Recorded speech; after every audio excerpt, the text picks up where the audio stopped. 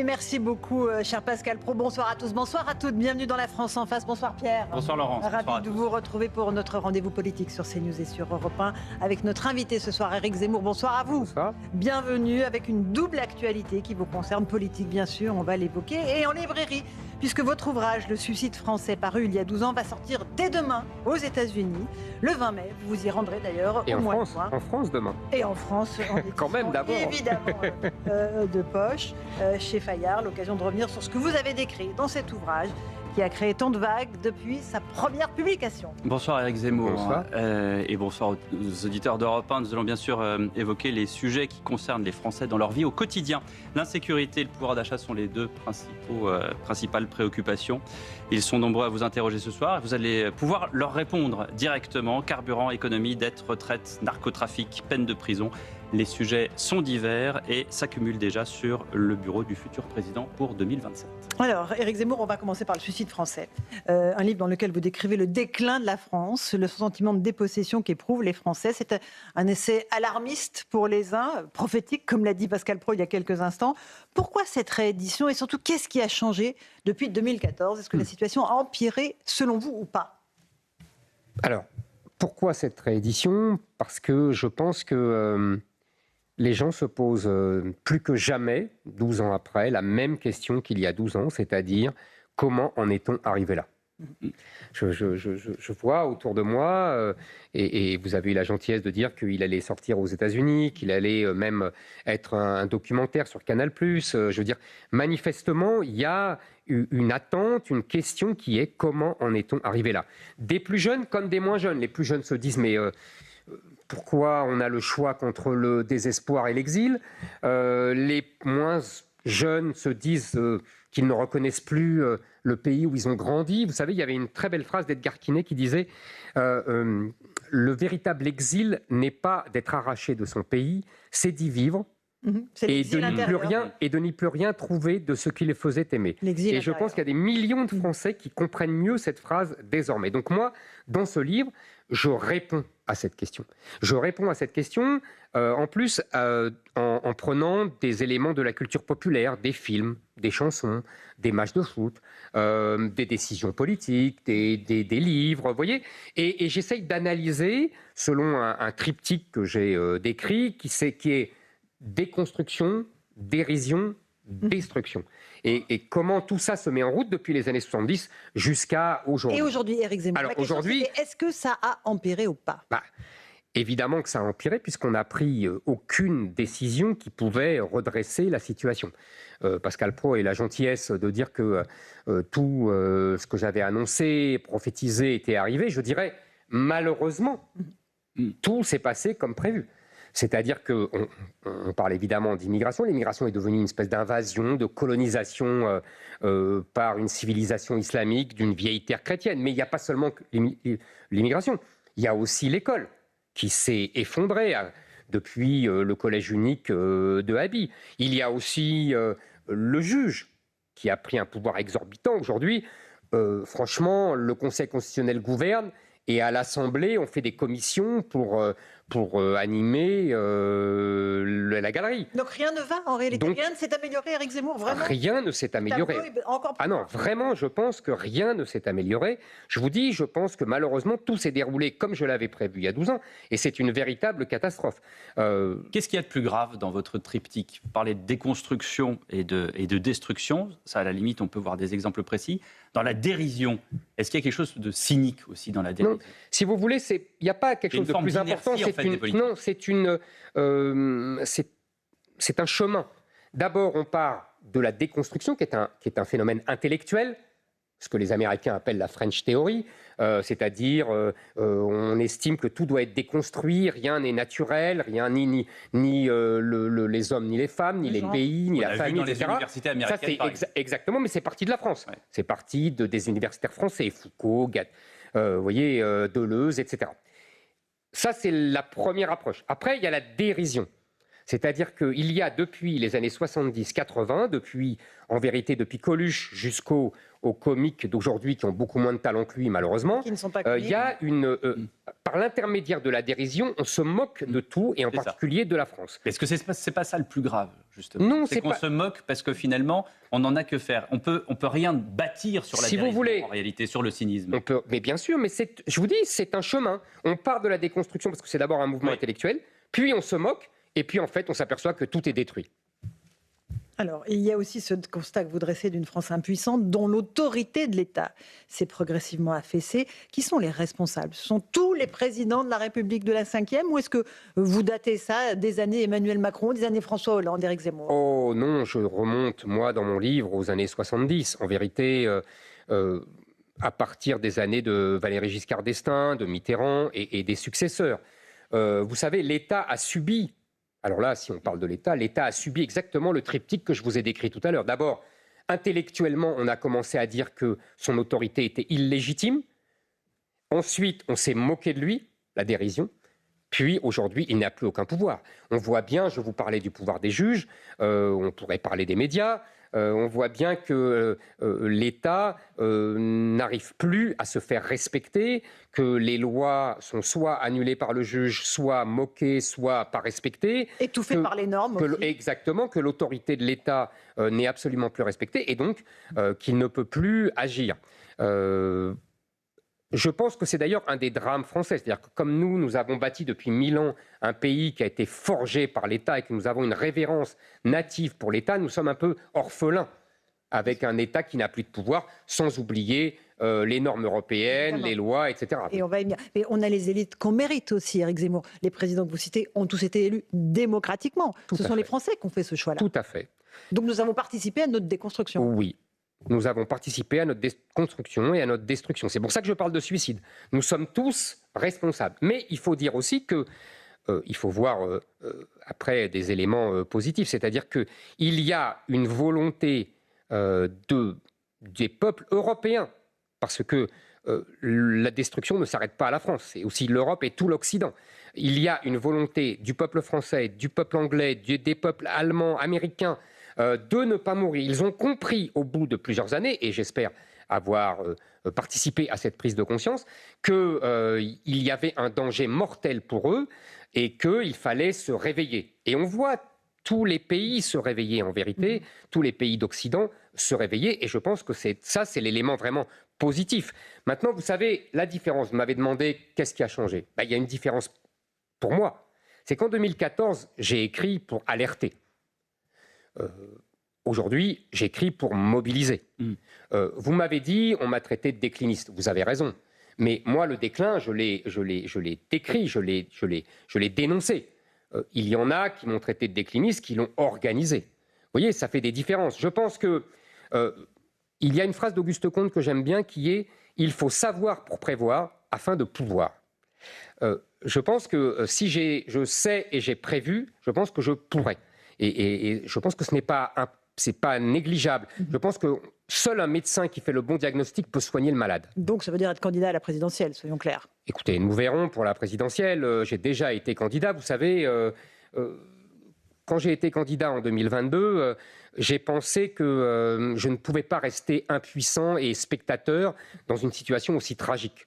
Je n'ai pas vraiment changé d'avis, mais une déclaration de candidature, c'est quelque chose de solennel, il ne faut pas la rater. Donc, voilà. Si je suis candidat, j'espère ne pas la rater. Vous prendrez un peu de temps. Vous parlez de l'identité de la France, votre combat politique. Il y a un mot, c'est le combat civilisationnel, et vous réclamez un sursaut judéo-chrétien. Est-ce que c'est ça le socle aujourd'hui de notre pays qui est de dénigrer, qui s'effrite? Alors, je vous remercie d'évoquer mon livre que j'ai sorti il y a quelques mois et qui s'appelait « La messe n'est pas dite », dans laquelle je rappelais que l'identité de la France, je n'avais rien inventé, reposait d'une part sur la religion chrétienne qui avait façonné ce pays et d'autre part sur une tradition gréco-romaine qui l'avait éduqué. Et d'ailleurs, le christianisme était une synthèse entre le prophétisme juif et la culture grecque et romaine. Je pense effectivement que si nous voulons absolument sauver notre identité, si vous voulez sauver notre pays, nous devons nous réapproprier notre culture d'origine. Comment ? D'ailleurs, toutes les grandes civilisations le font. Je revois que les Russes se renouent avec l'orthodoxie, je vois que les Chinois renouent avec Confucius, je vois que les Turcs renouent avec l'Empire ottoman, que le monde arabe renoue avec le Coran. Vous voyez, tous, seuls les Occidentaux qui ont gardé une espèce d'universalisme un peu bonnet pensent qu'il faut mondialiser et renoncer à sa culture pour mieux mondialiser. Non. D'abord, aujourd'hui, la mondialisation n'est plus occidentale. Et je pense que l'Occident, s'il veut se sauver, doit redevenir occidental. Et l'Occident, c'est, comme vous l'avez dit, la culture chrétienne. Je dis bien la culture chrétienne, parce que, si vous voulez, on m'a beaucoup reproché, d'abord, je ne suis pas chrétien, et le christianisme, c'est d'abord une foi. Mais il faut pas... Une civilisation aussi. Voilà, c'est une identité, une civilisation, une culture. Et si on n'a pas la foi... Moi, je pense qu'on ne peut pas être français, en tout cas, si on n'est pas imprégné de la culture chrétienne qui a fait la... Si on n'a pas la foi, au moins on a la culture. Exactement, c'est-à-dire la musique, la peinture, la littérature, etc. Donc vous diriez qu'on revient du multiculturalisme, par exemple en Angleterre, où on sent bien que... Vous voyez bien que tous les pays se sont abîmés dans ce multiculturalisme. J'entendais M. Macron dire Absolument. Nous avons des millions, je crois qu'il disait 17 millions, ce qui est une preuve, entre parenthèses, que le grand remplacement avance, mais passons, 17 millions de gens qui sont dans des diasporas. Et il rajoutait quelque chose qui m'a beaucoup choqué. Il disait on peut être 100% africain et 100% français. Eh bien, je tiens à dire ici ce soir et ma famille vient d'Afrique, vient d'Algérie. Donc je peux en parler. Il disait 100% algérien. Exactement. Je pense qu'on ne peut pas être 100% africain ou algérien et 100% français. Ce n'est pas possible. On ne peut pas avoir deux civilisations sur notre sol. Moi, ma famille vient d'Algérie, vous voyez, donc je viens d'Afrique. Je vois qu'on me le ressort souvent sur les réseaux sociaux. Sauf que ma famille a fait l'effort de s'assimiler, c'est-à-dire d'assimiler la culture, on en revoit, les mœurs, l'histoire, et on ne peut pas être... Moi, je ne suis plus d'Algérie. Je ne suis plus africain. Je suis 100% français. Qu'est-ce que vous dites des binationaux? Parce que là, en l'occurrence, c'était une question sur une jeune fille qui était binationale. Est-ce que vous diriez qu'ils sont dans ce cas-là 50%? Je pense que nous avons fait une erreur d'accepter la binationalité. D'ailleurs, elle n'existe pas dans d'autres pays. C'est-à-dire? En Italie, elle n'existe pas. Elle n'existe pas ailleurs, dans des pays démocratiques. Maintenant, aujourd'hui, nous l'avons. Je pense qu'il faut impérativement dire aux gens qui sont binationaux que, à tout le moins, ils ne doivent absolument pas transgresser les lois de la République française. Et que si... Une immense majorité l'a bien entendu. Une immense majorité, vous savez, je n'ai pas de chiffres. Moi, ce que je vois, c'est qu'il y a beaucoup de binationaux qui sont en prison, qui sont condamnés. Et ceux-là, je considère qu'il faut les déchoir de la nationalité française, puisqu'ils ont l'autre nationalité, et les renvoyer chez eux. Et ça ne marche pas, vous le savez très bien, puisque les pays en question ne reprennent pas leurs ressortissants. Absolument, vous avez tout à fait raison. Alors là, c'est très simple. Donc on crée des apatrides? Attendez. Ah non, ils ne sont pas apatrides, pardonnez-moi. Je vais répondre à votre question, mais apatride, ça voudrait dire qu'il n'est plus de nationalité. Ils ont la nationalité algérienne, tunisienne, marocaine, tout simplement parce qu'ils ne la perdent jamais. C'est écrit dans la loi algérienne, marocaine, tunisienne, malienne, etc. Bon. Ça, c'est réglé. Ils ne seront jamais apatrides. Ce que je veux dire, vous m'avez posé une autre question. Vous m'avez dit comment on les renvoie chez eux. D'abord, et c'est la question éternelle depuis des années, les OQTF sont renvoyés à 10%, je crois, ce qui est grotesque. Bon. Nous avons des moyens de pression sur les pays. Je prends l'exemple de l'Algérie, qui est vraiment le moins 10 ans, mais les autres ne sont pas beaucoup mieux. Mais l'Algérie, il y a 27%, je crois, dans les OQTF de l'année 2025 qui sont algériens, c'est vous dire. Donc, les Algériens, on peut très bien bloquer les visas. Les visas d'abord. D'accord. C'est-à-dire, on dit, voilà, très bien, vous nous reprenez 1000 personnes, on vous donne 1000 visas ça n'a pas de marché, touristes. Hein. Vous êtes au courant que ça n'a pas marché, ça a marché. Mais Macron s'est couché. C'est pas la même chose. Il a cédé le premier. C'est pas pareil. C'est-à-dire que Xavier Drincourt, qui était en poste en Algérie, avait dit que sans communication, il avait réduit de 50% effectivement les visas. Mais depuis, ça ne s'est pas reproduit. Je sais bien, mais parce qu'il a renoncé. Et c'était pas encore du temps. Il a renoncé. Voilà. On peut bloquer les transferts d'argent en Algérie. On peut aussi interdire aux dignitaires algériens de venir se faire soigner en France, de mettre leurs enfants dans les écoles et les universités françaises. Et au pire, si la crise monte, on a fait ça avec les Russes, on peut saisir leurs avoirs en France. Vous voyez qu'on a beaucoup de moyens de pression. Et on a des otages, du coup. Attendez, je pense qu'il faut accepter le rapport de force. Maintenant, si ça ne marche pas, moi, je vais vous dire que j'ai une autre solution. Très simple. Et qui est désormais, d'ailleurs, et j'en suis ravi, autorisée par l'Union européenne. C'est-à-dire, nous pouvons financer d'autres pays qui nous accepteront nos OQTF. Et ça, les hubs comme l'Albanie. Exactement, l'Albanie, d'autres pays, ils seront ravis de toucher de l'argent. Ça nous coûtera beaucoup moins cher que ce que tous ces gens nous coûtent, sans compter les viols, les vols et les crimes qu'ils peuvent éventuellement connaître. Pas tous, évidemment. Pas tous, évidemment. Heureusement. En tout cas, vous voyez, il y a des solutions. En tout cas, je m'aperçois que vous parlez des binationaux de certains pays. Vous ne parlez pas des binationaux, par exemple, européens. D'abord, en européen, vous savez qu'on a des accords spéciaux. Donc, ce n'est pas la même chose. Mais vous savez, c'est de la statistique. Je constate que les binationaux maghrébins et africains sont les plus repérés dans la délinquance. C'est tout. Moi, après, je me fie aux statistiques. Vous avez des chiffres? Comment? Vous avez des chiffres? On a des chiffres avec les étrangers, déjà. On a des chiffres avec les Algériens qui sont les plus nombreux dans les prisons françaises. On a 25% d'étrangers qui sont dans les prisons françaises, ce qui est énorme, puisqu'ils sont censés représenter 7% de la population française. Et puis, on sait bien, on voit dans les autres pays. Les autres pays autorisent ce genre de statistiques. Et on voit bien que les Maghrébins en particulier, et aussi les Africains, sont surreprésentés. Donc c'est uniquement une question de principe de précaution, j'allais dire. Alors justement, sur cette question de l'immigration, Jean-François, qui travaille dans la communication, a une question pour vous, Éric Zemmour. Bonjour Monsieur Zemmour, Jean-François, 62 ans d'Antibes, je travaille dans la communication. Ma question pour vous, comment est-ce que vous allez arriver à concilier une politique d'immigration stricte qui va permettre de restaurer l'identité française et la nécessité de ne pas fracturer davantage la société et de permettre qu'on puisse continuer à vivre ensemble? Réponse d'Éric Zemmour sur CNews et sur Europe 1. Moi, je vais vous dire, d'abord, on a parlé des OQTF, donc c'est les immigrés illégaux. Moi, je pense que le plus important, je vais peut-être vous surprendre, c'est l'immigration légale. C'est l'immigration légale qu'il faut arrêter, c'est-à-dire les 100 000 étudiants, les 100 000 regroupements familiales, les 150 000 droits d'asile, les 50 000 qui viennent uniquement pour se faire soigner. Oui, on arrête l'asile. On arrête. Je vais vous dire mieux. Moi, les réfugiés politiques. Non, les réfugiés politiques, vous savez, il faut que vous compreniez comment ça fonctionne le droit d'asile aujourd'hui. Il y a quelques réfugiés politiques, mais tout le reste, ce sont des gens qui se déclarent homosexuels dans les pays d'Afrique. Ce sont des femmes qui disent qu'elles sont battues. Ce sont des hommes qui disent qu'ils viennent d'Afghanistan, de Pakistan, de que sais-je encore, d'Algérie, encore une fois. Je veux dire, il y a aucun réfugié politique là-dedans. Le droit d'asile, c'était Victor Hugo ou Solzhenitsyn. Mais c'est dans les années 90, ma chère Laurence. L'Algérie nous les réclame aujourd'hui. Oui, non, mais l'objet du voyage de Gérald Darmanin. Non. Hier. Oui. C'était dans les années 90, pendant la guerre civile algérienne. Donc je reprends.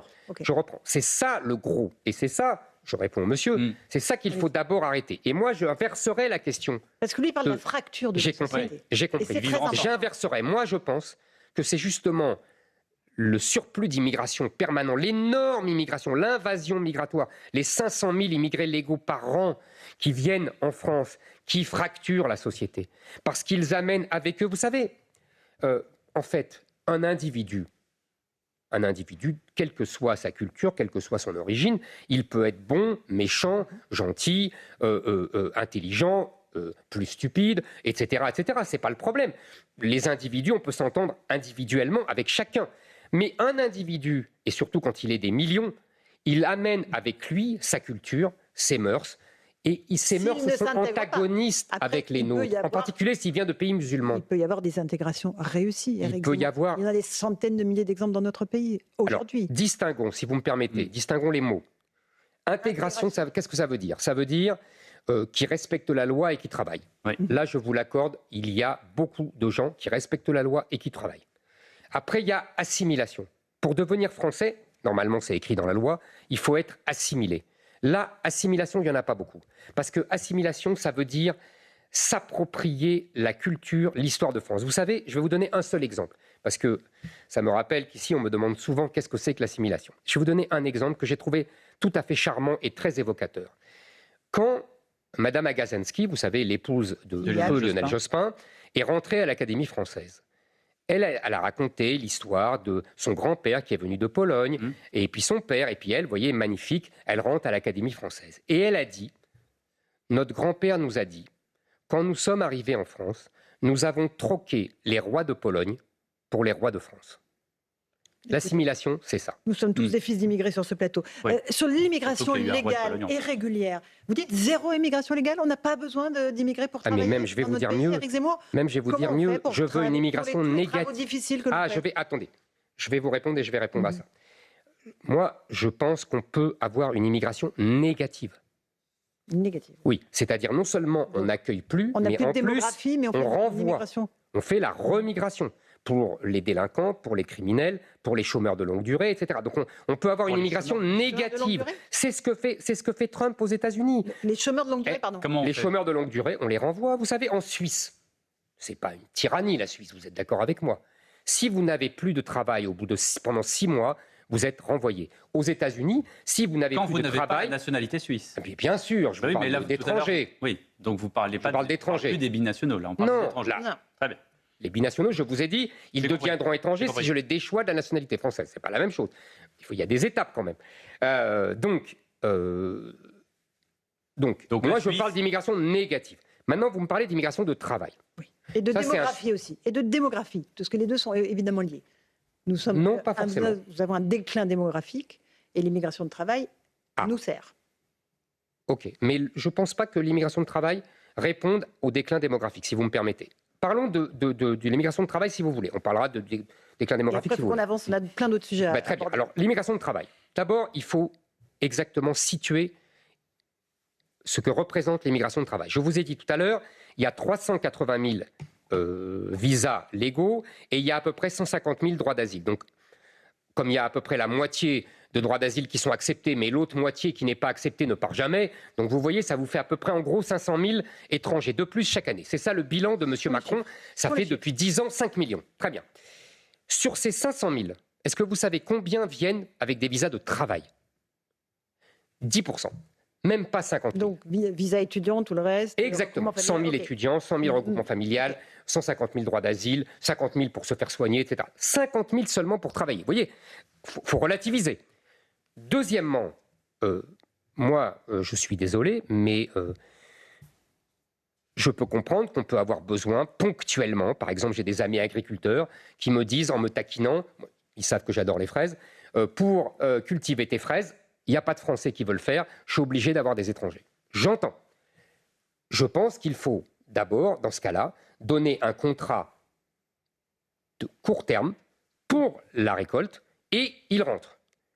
Deuxièmement, je pense qu'à terme, il faudra que nous puissions pousser les gens qui ne travaillent pas à travailler. Vous savez, nous avons un gros problème, nous en parlerons tout à l'heure sans doute, c'est que en France, la quantité de travail est très insuffisante. Donc je pense qu'il y a des systèmes d'assistanat excessifs et qu'il y a aussi des charges sociales excessives qui font qu'on ne peut pas payer les gens comme ils en auraient envie. Donc le brut est trop loin du net. Voilà, et donc il faudra régler ça. Mais ça, c'est à moyen terme. Mais à court terme, je pense qu'il y a. Et à très long terme, vous savez, je pense qu'on réglera, par exemple, dans les campagnes ou dans d'autres domaines, je pense qu'on réglera ça par la robotique. Par les robots. Mais vous ne répondez pas à la question de Jean-François. Laquelle, dites-moi? Sur la fracturation de la société. Ah, pardon, excusez-moi. Les mesures que vous proposez... Je croyais avoir répondu. Je pense que c'est l'immigration, je pense que c'est l'invasion migratoire que nous subissons depuis des années qui fracture la société. Parce qu'elle est en train de créer deux peuples, avec un peuple français et ceux qui se sont assimilés à lui, comme nous, et un peuple arabo-musulman qui, de moins en moins, ne s'intègre et ne s'agrège au peuple français et qui fait masse et qui est en train d'imposer ses mœurs, sa culture, son histoire, sa langue dans des quartiers de plus en plus nombreux. Et de plus en plus, vous vous souvenez de ce fameux mot célèbre de l'ancien ministre de l'Intérieur, M. Collomb, qui disait « Nous sommes côte à côte et demain nous serons face à face ». Je ne dis pas autre chose, et je disais déjà ça dans le suicide français. Donc c'est l'immigration qui fracture la société. Et l'arrêt de l'immigration, au contraire, va apaiser la société. L'immigration dérégulée, évidemment. L'immigration L'immigration actuelle. massive. L'invasion migratoire actuelle. Alors, En vérité, je vais vous dire, on ne devrait plus parler d'immigration parce qu'on devrait parler d'invasion. Et avec cette quantité de gens qui arrivent et qui ne s'intègrent plus, qui ne s'assimilent plus, je pense que là, on est dans un système de colonisation, en vérité, par une civilisation étrangère qui vient coloniser une terre chrétienne. D'ailleurs, vous avez parlé des OQTF et vous avez parlé de l'Algérie. oui, et du Un mot voyage simplement, de Gérald Darmanin. et on finit là-dessus. Il y a quelque chose de très révélateur. Quand on a demandé à M. Tebboune, quand justement M. Macron s'est couché, il a fait une réflexion qui se voulait une boutade et qui en fait était très révélatrice. Il a dit « Moi je crois que les Français devraient donner aux Algériens des visas de 132 ans ». C'est exactement, évidemment, vous l'avez compris, la durée de la colonisation française en Algérie, 1830-1962. Je crois qu'il y a là comme un lapsus, comme un révélateur de cette mentalité revancharde et colonisatrice qui existe en Algérie. J'ai des amis algériens, j'ai des amis kabyles, nombreux amis kabyles, qui me disent que cette mentalité est très répandue en Algérie et qu'on leur apprend ça à l'école. Il y a un esprit de revanche qui est, ils nous ont colonisés 132 ans, donc on va aussi les Et vous coloniser. n'avez pas d'amis algériens, français, qui veulent tout simplement vivre leur vie, travailler bien sûr, normalement et bien vivre sûr, tranquillement au sein de la communauté nationale? Absolument, j'ai beaucoup d'amis d'origine algérienne. Mon père en avait encore plus que moi, en particulier des Kabyles, qui sont souvent mes amis et qui vivent en France. Et d'ailleurs, ils sont souvent très intégrés et très assimilés à la France. Voilà. Allez, on avance. 21h26 sur Europe 1 et sur CNews. La guerre en Iran, le blocage du détroit d'Ormuz expose le monde entier à une crise énergétique majeure. D'ailleurs, aujourd'hui, devant l'Assemblée nationale, Sébastien Lecornu a dit que cette crise allait durer. Sur les carburants, des mesures doivent être annoncées jeudi. La gauche réclame le plafonnement des prix. Le RN veut baisser la TVA sur le carburant. Comment est-ce que vous vous positionnez sur la question? Écoutez, j'ai dit depuis le début avec Sarah Knafo que nous voulions proposer, vous savez qu'il y a 2 impôts qui sont sur l'essence. Beaucoup, oui. 60%. La TVA, 60%. 60%. La TVA et ce qu'on appelle l'accise, ce qu'on appelait la TICPP avant. Je propose de baisser d'1 tiers cette assise. Ça fait à peu près 12 milliards que je financerai par une baisse des dépenses. Parce que, et nous proposions à l'époque la suppression de l'aide publique au développement qui fait à peu près 12 milliards. Vous voyez, symboliquement. On voulait dire par là que... La suppression ou la suspension? La suppression, puisque nous supprimions 1 tiers de cette assise qui évidemment grève le prix. Ça nous ferait une baisse énorme, je crois, de 27 centimes sur le gazole et de 24 centimes sur le super. Donc, vous voyez, c'est pas rien. Vous ne croyez pas du tout au partenariat qu'on fait avec justement l'aide au développement. Aujourd'hui, c'est Eleanor Carrois qui s'occupe de ça. Elle ne veut pas parler des développements. Elle dit qu'elle fait des partenariats avec les différents pays pour que justement la France puisse rayonner dans ces pays-là. Oui. Ça, je vais vous dire, c'est un mythe. Je vais vous dire pourquoi. Quand j'étais jeune, on nous apprenait que l'aide au développement, et c'était juste, servait à financer des entreprises françaises qui travaillaient en Afrique, pour l'essentiel. Sauf que cette dame fait semblant d'oublier que ça n'existe plus. C'est-à-dire que depuis les années 90, les règles internationales de l'aide au développement ont interdit ce que les organisations internationales appellent l'aide liée et obligent justement à ne pas lier cette aide. Donc qu'est-ce qui se passe? J'en ai discuté avec des gens qui connaissent vraiment cette partie. Nous faisons de l'aide et c'est les entreprises chinoises qui gagnent les contrats. Deuxièmement, de plus en plus, depuis des années, cette aide publique au développement a été dévoyée en une aide idéologique. Je rappelle que Sarah Knafo a exhumé des choses assez drôles, comme l'aide pour l'application des théories de genre en Jordanie, ou d'autres choses dans des pays comme ça. Vous voyez, c'est de la propagande, ça. C'est absolument de l'idéologie. Donc moi, je pense que cette aide publique au développement ne sert plus à rien. D'ailleurs, de nombreux pays la suppriment, et pas seulement les États-Unis de M. Trump, la Suède, etc. Je pense que c'est devenu, c'est fini. Et de toute façon, je vais vous dire, il y a des pays asiatiques, comme la Corée du Sud, comme la Chine évidemment, qui se sont développés sans guerre d'aide. Je pense que l'Afrique peut très bien faire de même.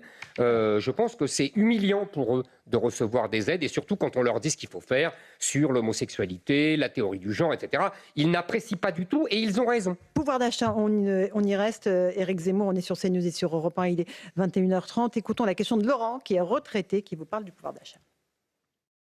Bonjour, je m'appelle Laurent Nogara, je suis retraité et donc j'ai une question pour vous, Éric Zemmour, à propos donc du pouvoir d'achat des Français, qui est une préoccupation très importante pour nous. Voilà, j'aimerais connaître un peu vos directives et vos idées par rapport à ça.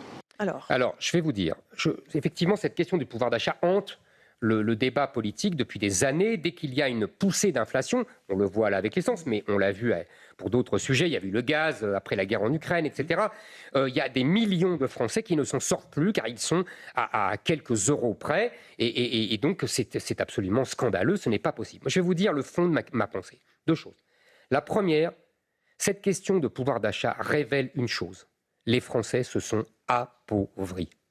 C'est ça la vérité. Si on prend un repère très simple, qui est le PIB, c'est-à-dire le produit intérieur brut par habitant, qui est comme ça nous permet une comparaison. Nous sommes passés depuis 1 an ou 2 dans la deuxième moitié des pays de l'Union européenne. Je vous donne 2 comparaisons très vite. Dans les années 50, notre PIB par habitant, nous sortions de la guerre, nous étions un pays ravagé, était la moitié de celui des États-Unis. Nous avons rattrapé les États-Unis dans les années 70-80. Les 30 Glorieuses, ce n'était pas un 20 mots. Et aujourd'hui, nous sommes revenus à la moitié du PIB par habitant. L'Allemagne, deuxième exemple. En 1975, nous avions le même PIB par habitant. Aujourd'hui, nous avons 18% de moins, alors que l'Allemagne a avalé l'Allemagne de l'Est, qui était beaucoup plus pauvre. Comment on donne du pouvoir d'achat alors ça, aux Français? pourquoi? Pour 2 raisons très vite. 1, globalement, je dis bien globalement, parce qu'il y a des gens qui travaillent beaucoup, les Français ne donnent pas une production de travail suffisante. Parce que tout simplement, les jeunes rentrent trop tard sur le marché du travail, et les gens âgés sortent trop tôt. Donc vous voyez les gens qui viennent pleurer sur le pouvoir d'achat des Français et qui après disent qu'il faut la retraite à 60 ans, suivez mon regard, sont quand même le RN et LFI et le PS. Je veux dire, il faut quand même mettre tout le monde dans le même sac. Sont quand même des gens absolument irresponsables. Et deuxièmement, nous avons baissé notre productivité à cause de la baisse du niveau scolaire, etc. Et la désindustrialisation nous a fait un mal fou parce qu'il est connu que dans les services, on est mal payé, je généralise évidemment, et dans l'industrie, on est beaucoup mieux payé et on peut progresser. Nous n'avons plus guère d'industrie, donc évidemment, nous avons des bas salaires. Comment le gouvernement, depuis 20 ans, a essayé de rattraper le coup? Eh bien, en faisant des chèques. Bon. Ces chèques-là, on les finance comment? Les impôts, les charges, la dette. Donc, le pouvoir d'achat, ce n'est pas l'argent qu'on vous donne, c'est l'argent qu'on ne vous prend pas. Donc vous arrivez, Donc moi, je propose baisse des dépenses massives, publiques, baisse des charges sociales, baisse des impôts. Combien? 1 700 milliards de dépenses publiques, 1 000 milliards de charges de dépenses sociales. Je pense qu'il faut par an, pour les dépenses publiques, il faut au minimum 100 milliards par an de baisse de dépenses. Vous savez, on peut le faire. Il y a beaucoup de postes qui sont des gabegies ou qui sont des gaspillages. Je veux dire, la politique de la ville, c'est, je crois, 50 milliards par an et c'est 400 milliards depuis 81. Moi, je supprime aisément la politique de la ville. L'aide aux éoliennes, c'est, je crois, 10 milliards par an. Et on peut supprimer ça. On n'a pas besoin. Il y a des sources d'économie énormes. Donc on peut le faire. Et deuxièmement, il faut baisser également les charges sociales parce que, vous avez bien compris, quand un salarié touche 2 000, il coûte 4 000 à son patron. Je veux dire, les deux sont punis. Le salarié ne gagne pas assez, le patron paye trop et donc ne peut pas augmenter. On baisse les charges sur le travail. Et pour ça, évidemment, il faut absolument baisser la dépense sociale et travailler plus. C'est toute une politique globale qu'il faut mettre en œuvre et qui repose sur, je le répète, baisse massive des dépenses, baisse massive des impôts. Il faudra baisser des impôts, mais il faudra d'abord baisser des dépenses. Enfin, d'abord, concomitamment. Et travailler plus. Est-ce que les Français ne travaillent pas assez? Je vous ai dit, il faut impérativement, globalement, travailler plus. Parce que c'est très paradoxal. Nous sommes en même temps le pays d'Europe où les gens qui travaillent beaucoup travaillent le plus. Donc il ne faut pas mettre tout le monde dans le même sac. Vous voyez, c'est une politique. Nous avons, en vérité, par exemple, on se plaint beaucoup de l'assistanat. On a raison. Mais il y a des gens qui gagnent le SMIC et qui voient à côté d'eux des gens qui ne travaillent pas et qui gagnent presque autant ou même autant. Mais le peuple français, historiquement, n'est pas un peuple d'assistés. C'est un peuple de travailleurs, c'est un peuple qui a fait les cathédrales, qui a fait Versailles. Enfin, vous voyez, je veux dire, c'est pas rien. Bon. Donc, là aussi, il y a le système a perverti les gens. Donc, il faut absolument détruire ce système. Nous avons un système qui ne favorise pas, qui punit le travail et qui favorise l'inactivité. Nous devons faire l'inverse. Nous devons favoriser le travail et défavoriser l'inactivité. Détruire le modèle social français? Non, on ne détruit pas le modèle social français. Non, mais vous dites le modèle social français repose sur le travail. Moi, je ne veux pas le détruire, au contraire, je veux le renforcer. Très bien. Les retraites, on va écouter la question de Aurore, qui est mère au foyer et qui vous questionne sur cette réforme des retraites. Bonjour Monsieur Zemmour, je suis Aurore Deloine, mère au foyer. Je voulais savoir comment, pour se faire élire, vous comptiez aborder le sujet dans votre programme des réformes aussi impopulaires que les réformes des retraites, par exemple.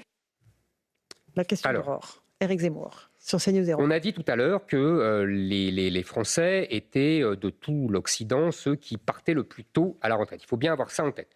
Deuxièmement, on a une crise de la natalité, c'est-à-dire que le système de répartition, tout le monde le sait maintenant, repose sur le fait que les gens qui travaillent payent pour les gens qui ne travaillent pas. Et donc, si vous avez, dans les années 50, il y avait 4 cotisants pour un retraité, aujourd'hui, il y en a 1,7, je crois, et on va tomber à 1,2, puisqu'il y a beaucoup moins d'enfants et il y a beaucoup plus de retraités, puisque ce sont les boomers qui sont à la retraite. Donc, vous voyez que le système de répartition est condamné.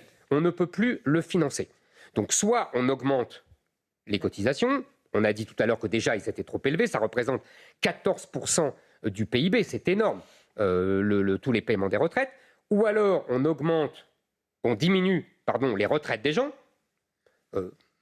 Ça, il n'en est pas question, en particulier pour les petites retraites. Personne ne serait élu là-dessus, oui. Exactement, puis même, ça serait quand même scandaleux. Troisièmement, on augmente la durée de travail, et donc le fait de partir plus tard à la retraite. En Italie, ils sont à 67 ans. En Allemagne, pareil. En Hollande, pareil. Moi, je pense qu'effectivement, quand le gouvernement avait demandé l'augmentation de la durée du travail à 64 ans, j'avais approuvé parce que ça nous permettait quand même de financer ce système. Mais maintenant, je pense qu'il faudra aller au-delà, mais je pense qu'on peut faire avec un système. Il faudra bien réfléchir. Soit on augmente cet âge-là, mais c'est défavorable pour les gens qui ont commencé jeunes. Ou alors, on fait un système avec la durée de travail.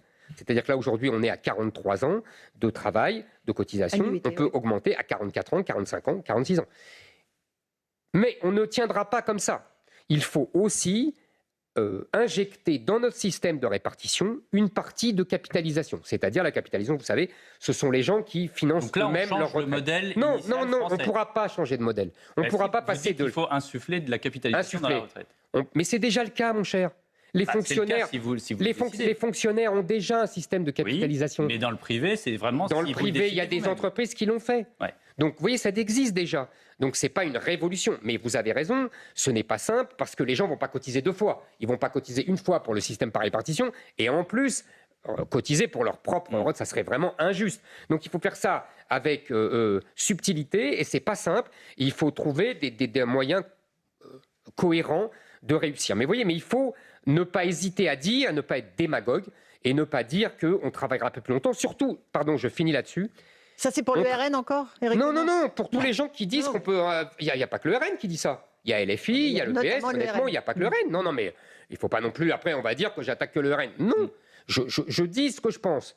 Bon, il faut bien comprendre quelque chose. Quand la retraite sous le général de Gaulle était à 65 ans, Mitterrand l'a mise à 60 ans en 81. Dans les années 60-70, l'espérance de vie, vous savez quel âge elle était? 65 ans. Aujourd'hui, elle est à 80-85 ans. Vous voyez bien qu'on ne peut pas avoir la retraite à 60 ans. Ce n'est pas possible. Ce n'est pas raisonnable. Donc, on va être obligé de travailler plus longtemps. Maintenant, il faut le faire de façon la plus juste, la plus équilibrée et en tenant compte de ce que je vous ai dit auparavant. Vous parliez des entreprises. Les faillites d'entreprises ont battu un record, 69 938. Les artisans souffrent également. Mika est commerçant et il a une question pour vous. Bonjour Monsieur Zemmour. Mika, commerçant à Grasse-Saint-Jacques. J'ai une question à vous poser.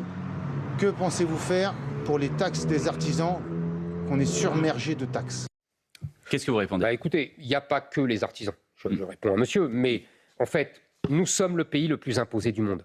Nous avons 46% de prélèvements obligatoires par rapport à notre richesse nationale. Je regardais certains chiffres. Vous savez que même l'Allemagne est à 41%. La moyenne européenne est à 41%. Je ne vous parle même pas des États-Unis ou du Japon qui sont à 33% et de la Suisse qui est moins de 30%. Donc c'est vous dire, on a de la marge vraiment. Donc vous voyez bien qu'il faut absolument baisser les impôts. Il faut baisser les taxes, il faut baisser les normes, parce que les normes, ça coûte de l'argent. Il faut une politique vraiment de baisse massive. Comment vous y prenez, Éric Zemmour? Vous y prenez en baissant les dépenses. Moi, je suis quelqu'un de simple. Et vous allez vous retrouver... Si vous pouvez pas baisser les... Vous savez, M. Macron, c'est exactement ce qu'il a fait. Quand il est arrivé en 2017, il a baissé un peu les impôts. Mais il n'a pas baissé les dépenses. Le résultat, c'est le résultat qu'on a, c'est-à-dire des déficits énormes et un endettement de 3 000 milliards, alors que quand il est arrivé, c'était à 2 000 milliards. C'est pas plus compliqué que ça. Et après, il vient nous dire, il y a eu le Covid, etc. Mais les autres pays ont eu le Covid. Et ils vont gérer beaucoup mieux leurs finances publiques. Donc ce n'est pas seulement le Covid. Donc je pense qu'il faut absolument, je vous dis, tailler dans les dépenses de façon massive pour pouvoir baisser les impôts sans évidemment accroître délibérément les déficits et pouvoir enfin que les gens s'en sortent. Allez, on avance. Un tout petit point de fact-checking. Vous avez parlé de 10 milliards d'euros pour l'éolien. En fait, c'est 10 milliards pour toutes les énergies non renouvelables. C'est 1,3 milliard pour l'éolien terrestre. Très bien. Mais c'est 10 milliards pour toutes les énergies non renouvelables, vous l'avez dit. Pour l'éolien en mer. Pour l'ensemble des énergies non renouvelables. Très bien. Les sujets régaliens, évidemment, c'est le cœur de votre discours, Éric Zemmour. On est sur CNews et sur Europe 1. Le narcotrafic est au cœur de l'actualité. C'était aussi l'objet du déplacement de Gérald Darmanin en Algérie. Est-ce que nous vivons dans une France orange mécanique, avec désormais 79% des communes du territoire français touchées par le narcotrafic, selon un rapport de la Cour des comptes? Et comment y remédier? Toujours pareil. Écoutez, solution. Bien sûr. D'ailleurs, moi, je ne dirais pas orange mécanique, parce que si je dirais une France mexicanisée, c'est-à-dire avec des gangs qui tiennent le haut du pavé, qui même organisent la vie, qui ont remplacé en vérité la loi républicaine, qui imposent leurs lois et même qui font des animations sociales. On voit bien que c'est la logique mafieuse, que c'est la logique de la mafia italienne, que c'est la logique de Mexique, avec cette spécificité, c'est que nos narcotrafics, nos trafiquants de drogue viennent du Maghreb et d'Afrique. Je vous dirai pourquoi je précise cela. D'abord, il faut absolument une réponse évidemment policière et juridique et judiciaire. Il y en a eu. Il y a eu les opérations Place Net, il y a la loi Riposte, il y a la loi Sûre. Mais je vais vous dire, les lois Place Net, là, on fait Place Net et après ils reviennent. C'est ridicule. C'est dérisoire cette histoire. Donc fallait pas il faut que ces gens, mais il faut que ces gens aillent en prison, qu'ils restent en prison et qu'ils soient, comme je vous l'ai dit, comme ils ont tous, quasiment tous, ou franco-algériens, ou franco-marocains, ou franco-maliens, qui soient déchus de la nationalité française pour trafic de drogue, et qu'ils soient renvoyés chez eux. Immédiatement. S'ils sont nés en France, mais s'ils sont nés en France, et s'ils sont doubles nationaux, ils ne sont pas chez eux.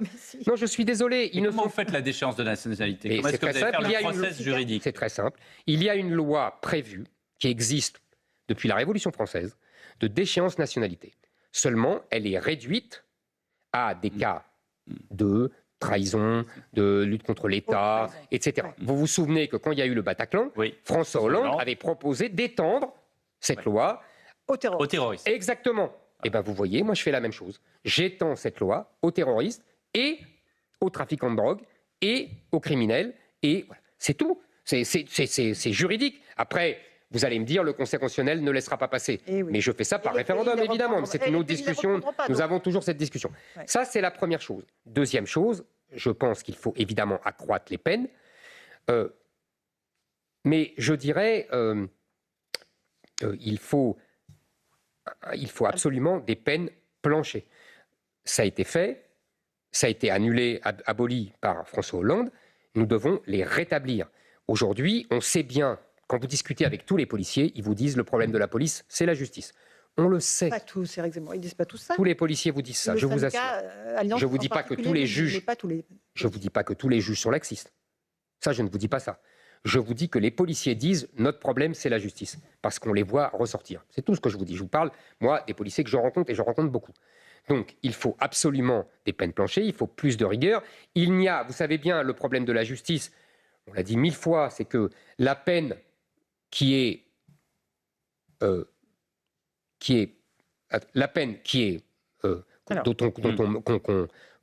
peut avoir, qu'on peut subir, n'est pas la peine qu'on nous donne, et ce n'est pas la peine qu'on exécute. Donc il y a un gros problème. Il y a un décalage énorme. Il faut absolument réduire massivement ce décalage. Il faut supprimer le juge d'application des peines, je pense. Je pense que, vous savez, il y a des pays où il n'existe pas. En Italie, il n'existe pas. Maintenant, il faut faire des opérations, vous me parlez des opérations place nette. Moi, j'ai été très frappé de la manière dont l'Italie, dont on se moque souvent, a réglé la question de la mafia. Parce que quand même, il a réglé largement la question de la mafia. Dans la douleur, évidemment, mais avec... au prix de la vie de nombreux juges. Absolument, vous avez raison. Mais avec une fermeté judiciaire formidable, avec l'aide de l'armée qui a sécurisé les opérations policières pour arrêter les mafieux, je pense que nous devrons nous diriger vers ce genre de solution. Nous devons absolument regarder ce qu'a fait l'Italie. Vous voyez, l'Italie, c'est pas Bukele en Amérique du Sud, c'est l'Italie, un pays démocratique. Donc nous devrions nous inspirer de cela. Et dernière chose, je vous ai dit tout à l'heure, ce n'est pas un hasard si, par exemple, le gang de narcotrafic le plus important s'appelle DZ. DZ, ça veut dire Adjezaïr, ça veut dire l'Algérie. Je veux dire, ce n'est pas un hasard si ces gens-là sont algériens. Les chefs, d'ailleurs, sont en Algérie. Monsieur Darmanin veut les réclamer et l'Algérie leur dit « Ah ben non, c'est des nationaux ». Vous voyez qu'ils sont d'ailleurs de nationalité algérienne, même s'ils ont la nationalité française. Moi, ça me fait penser, mais c'est mes références historiques, vous savez, au XIXe siècle, l'Angleterre a obligé, dans une guerre célèbre qui s'appelle la guerre de l'opium, les Chinois à consommer de l'opium par la guerre. Je trouve aujourd'hui qu'il y a certaines réminiscences. Je vois une sorte de guerre, de guérilla que nous fait cette milice algérienne pour obliger, entre guillemets, les jeunes Français à consommer de la drogue. En tout cas, l'évocation historique est assez parlante. On avance, Éric Zemmour. Il nous reste un tout petit quart d'heure pour évoquer les questions de politique. D'abord, une question de Sébastien, qui est boucher et qui va vous parler de l'Alliance à droite. Bonjour Monsieur Zemmour, Sébastien, 42 ans, boucher à Grasse. Comptez-vous faire une alliance de droite au présidentiel si vous comptez passer un jour? Merci à vous. Alors, votre réponse. Vous savez, cette question de l'union des droites, j'ai écrit un livre en 1998, vous voyez, c'était même pas 2014, qui s'appelait Le Livre noir de la droite, dans lequel je reprochais à Jacques Chirac de ne pas avoir fait l'alliance avec, à l'époque, le Front National. À l'époque, tout le monde m'a vilipendé, etc. Aujourd'hui, vous avez remarqué que chez LR, ils sont toujours sur cette ligne. Les Chiraciens, évidemment, comme M. Copé, mais même M. Retailleau, qui refuse l'union des droites, avec le RN et avec Reconquête. Mais le paradoxe, c'est qu'aujourd'hui, les héritiers du Front National, le Rassemblement National, sont eux aussi hostiles à l'union des droites. Ni droite ni gauche, disent-ils. Madame Le Pen le dit, honnêtement. M. Bardella le dit moins, et pour essayer d'attirer les électeurs de droite et de les tromper, mais en vérité... Lequel serait le candidat le plus redoutable pour vous? Moi, je pense qu'il n'y a pas de candidat redoutable ou pas redoutable. Ils sont tous les deux de bons candidats.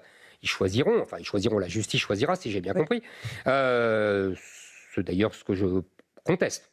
Je pense que c'est pas à la justice. Pour vous? Ah oui, c'est pas à la justice de choisir un candidat à la présidentielle. Mais c'est une autre chose. Donc, je dis maintenant, c'est le Rassemblement national qui ne veut pas d'union des droites. Tout simplement parce que je pense que, vous savez, le Rassemblement national a été trop longtemps un monopole. Et il a pris les mauvaises habitudes du monopole, c'est-à-dire qu'il considère la concurrence comme devant être éradiquée, exterminée. Le Rassemblement national ne veut pas d'alliés. Le Rassemblement national veut des vassaux. Ouais. Il a d'ailleurs des vassaux. Qui? Vous les connaissez comme moi. Il a des vassaux qui doivent demander l'autorisation, qui doivent demander, qui font ce qu'on leur dit de dire, qui attaquent ce qu'on leur dit d'attaquer. Vous parlez d'Éric Ciotti ou pas? Par exemple. M. Ciotti est un vassal. du Rassemblement national. Vous savez, un vassal, c'est pas indigne. Dans la Moyen-Âge, on était soumis à son seigneur, mais en échange, on rendait des services. Vous ne voulez pas en être un non plus. Ah, moi, je ne suis pas au Moyen-Âge. Non, je n'ai pas l'âme d'un vassal. Mais donc moi, je dis aux gens, puisque c'est la question de monsieur. Je dis aux gens, si vous voulez vraiment un rassemblement des droites, il faut voter Reconquête, il faut voter pour moi, il faut voter pour nous, parce que moi, j'ouvrirai vraiment les bras à tous. C'est ce que disait Sarah Knafo à Paris. Hein. Elle a fini par l'a fait pour Rachida Dati. Elle était derrière. Moi, si elle avait été devant... Pour vous, c'est... Oui, il faut que les électeurs soient cohérents. Soit ils veulent l'union des droites, et ils le disent. Et dans ce cas-là, ils votent pour le seul et les seuls qui la souhaitent et qui la feront. Soit ils ne votent pas... Résultat, c'est la gauche qui a gagné. Non, mais ça n'a rien à voir. Parce que, pardonnez-moi, ça n'a strictement rien à voir. Madame Dati a été battue. Nous nous sommes retirés, nous ne sommes pour rien dans sa défaite. Elle a été battue à plate couture par M. Grégoire. Voilà, c'est tout, c'est la vie. On a des défaites, des victoires. Aussi le RN, Éric Zemmour. Vous avez par exemple dit qu'ils ont voté 34% d'impôts en 34 milliards. 34 milliards, pardon. Ben, c'est une vérité, non? C'est pas une critique, c'est une vérité. Oui, et donc du coup, vous ouvrez la porte. Attendez. Vous ouvrez la porte à quelqu'un qui a voté 34 milliards. Ah oui, bien sûr, mais oui, ça c'est intéressant votre question. Il y a des points d'accord avec le RN. Essentiellement, la lutte contre l'immigration. Après, il y a des points de désaccord. Sur l'économie ? Sur l'économie, par exemple, mais pas seulement. Sur, par exemple, l'islam. Madame Le Pen considère que l'islam est compatible avec la République, pas moi. Madame Le Pen considère qu'il n'y a pas de guerre de civilisation sur notre sol. Moi, je pense que oui. Elle considère d'ailleurs qu'il n'y a pas de guerre de civilisation dans le monde. Moi, j'en ai fait ma grille de lecture pour le XXIe siècle. On a des désaccords de fond, ce n'est pas négligeable, ce n'est pas méprisable. Mais donc, on a un point d'accord. Le point d'accord, si vous voulez, ça peut être la lutte contre l'immigration, qui peut rassembler de Madame Le Pen, Monsieur Bardella, jusqu'à Monsieur Retailleau. Vous êtes d'accord avec nous? Après, et c'est là que je réponds à votre question, celui qui sculpte les coalitions, c'est celui qui est en tête. En 2022, M. Mélenchon a fait le Front populaire, le nouveau Front populaire, parce qu'il était en tête. C'est lui qui l'a voulu. Madame Le Pen était en tête du bloc de droite, elle l'a refusé. Vous voyez que ça fait une différence. Moi, si j'avais été en tête à sa place, ce qui a failli se faire, j'aurais accepté l'alliance avec le Rassemblement national et avec les LR qui l'auraient voulu. Ça fait une différence de comportement et d'attitude. Pour vous, le danger que représente la France insoumise est un danger supérieur à celui que vous pointez de la part du Rassemblement national, notamment sur le programme économique? Ah mais moi je ne mets pas dans le même sac les deux. Moi, pas sur le même plan du tout. Non, attendez, je vais vous dire. Pour moi, si vous voulez, le Rassemblement national est un adversaire politique. Je ne suis pas d'accord avec lui, mais ce n'est pas un ennemi. La France insoumise est, pour moi, le parti de l'étranger. C'est-à-dire que c'est d'une grande tradition française. Vous savez, vous lisez dans l'Identité de la France de Fernand Braudel, le grand historien, il vous explique qu'à chaque fois qu'il y a eu un étranger, une invasion, il y a eu des Français qui se sont mis avec cet envahisseur. Aujourd'hui, c'est M. Mélenchon et LFI qui fait fonction de parti de l'étranger. Donc, je suis évidemment, pour moi, mon adversaire, je l'ai dit, c'est M. Mélenchon, c'est LFI, c'est la Nouvelle-France, parce que moi, je défends la France éternelle, la France dont je vous ai parlé tout à l'heure, à laquelle il faut s'assimiler. Ça nous fait d'ailleurs une différence avec Mme Le Pen. Mme Le Pen, elle a rappelé ces derniers jours, et c'était très intéressant d'ailleurs, je trouve, que son adversaire à elle privilégié, ce n'était pas M. Mélenchon. C'était M. Philippe. C'était le bloc central.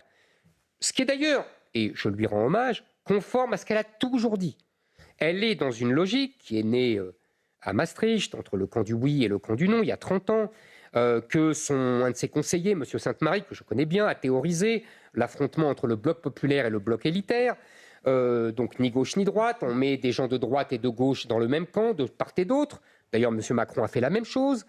Très bien. Moi, je pense que cet affrontement avec la Nouvelle-France va réinventer le clivage droite-gauche. Mais je précise, ce n'est pas LR contre le PS, le clivage droite-gauche qu'on a connu jadis. Le clivage droite-gauche, il a plus de 200 ans, mais il s'est réinventé à chaque époque. Je vous donne un exemple sur l'Angleterre, parce que ça permet de mieux comprendre. L'Angleterre, je ne sais pas si vous avez vu les dernières élections, il y a eu une montée en puissance de deux partis. Le parti anti-émigration de M. Farage et le parti vert pro-palestinien qui a été plébiscité par beaucoup d'immigrés. C'est ça le clivage de l'avenir. Ils sont en train de remplacer le clivage classique anglais, conservateur contre travailliste, autour de la question sociale. Comme d'ailleurs ceux-là, si on revient dans l'histoire, avaient eux-mêmes remplacé le vieux clivage du 19e siècle, qu'on a tous appris dans nos cours, qui était Tory contre Whig, conservateur contre libéraux. Vous voyez, le clivage droite-gauche se réinvente à chaque fois. Et là, aujourd'hui, je pense que, comme en Angleterre, nous avons à voir en France l'affrontement, un nouvel affrontement entre la droite et la gauche. Avec un climat de guerre civile, Éric Zemmour, avec un climat de guerre civile. On sait que certains élus de la France insoumise appellent à l'insurrection populaire en cas d'élection du RN. Mais ces gens-là sont des putschistes, en vérité. Ils veulent renverser un gouvernement qui a été légalement élu. C'est quand même extraordinaire. Donc, vous savez, la France est le pays des guerres civiles froides depuis des siècles. Donc, ce climat que nous avons aujourd'hui, c'est un climat très français, si j'ose dire. Il faut l'accepter, nous sommes comme ça depuis la Révolution française et même peut-être avant. C'est ainsi. Nous devons justement, c'est pour cela, et je veux finir là-dessus, c'est pour cela que nous allons avoir besoin d'hommes de caractère. Vous savez, je pense que l'élection présidentielle de 2027 va plébisciter les hommes de caractère. Nous allons sortir... Oh non, les hommes ou les femmes de caractère, pardon. Les hommes avec un grand H. Avec un grand H. Non, c'était pas le...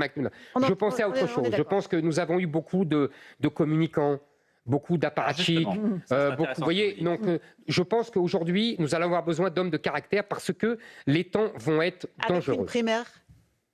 Une primaire. Organiser une primaire ou pas pour déterminer qui sera le À droite, vous voulez dire? À droite. Moi, vous savez, c'est une idée qui a été lancée par M. Lisnard. Il faut lui rendre hommage. Qui a été reprise par M. Wauquiez. Vous y participeriez? Alors, moi, j'ai dit, écoutez, pourquoi pas? Je peux participer. Je suis partant, tout simplement parce que j'ai considéré que ça pouvait donner une dynamique au candidat qui serait sorti vainqueur. Ça a été le cas pour M. Fillon, ça a été le cas même pour Mme Pécresse, on l'a oublié. Ces gens-là n'ont pas perdu à cause de la primaire, contrairement à ce qu'on prétend un peu facilement. Donc pourquoi pas? Maintenant, j'ai cru comprendre que M. Retailleau était contre. J'espère qu'il va changer d'avis. Moi, j'attends et je suis à sa disposition, si j'ose dire. Et la primaire irait d'où à où? Ah bah écoutez, c'est à celui qui veut être candidat de déterminer. Pose la question à vous. Non, moi, j'ai pas de... Je vous assure, j'ai pas d'a priori. J'ai pas d'exclusive. Moi, je ne vais pas choisir mes adversaires. Tous les gens qui se considèrent de droite et qui veulent participer à cette primaire seront les bienvenus. Voilà, vous voyez. Mais encore une fois, vous savez, le problème de M. Retailleau, c'est qu'il a été ministre de M. Macron. Il est dans le bloc central. Ses rivaux, en vérité, s'appellent M. Philippe et M. Attal. Et on voit bien que dans son parti, beaucoup de gens, comme M. Copé, Mme Pécresse, M. Larcher, attendent le moment de rejoindre Édouard Philippe. Voilà, donc après, chacun choisira en fonction de ses convictions. Vous parliez de communication qui était importante, c'est justement Jean-Pierre qui est retraité. Une question pour vous là-dessus. Bonjour, je m'appelle Jean-Pierre, je suis retraité, j'ai été diplomate. Ma question pour vous, Éric Zemmour, est la suivante. Est-ce que vous voulez continuer à être un homme politique ou est-ce que vous voulez continuer à être un influenceur politique? Très intéressant comme question. Influenceur politique, influencer le débat d'idées. Bon, c'est une question en effet très intéressante. Mais je vais vous dire, c'est une question qu'on ne se pose qu'à droite. À gauche, on assume le combat culturel, le combat des mots, le combat intellectuel, comme une pièce éminente du combat politique. Et ils ont bien raison. Vous savez que M. Mélenchon réunit régulièrement un comité des mots pour voir les mots qu'il va imposer dans le débat public. La gauche, elle, a compris. Elle utilise le cinéma, elle utilise les chansons. C'est exactement ça. C'est amusant parce que nous revenons au début et au livre « Le suicide français ». C'est pour ça que j'ai fait ce livre.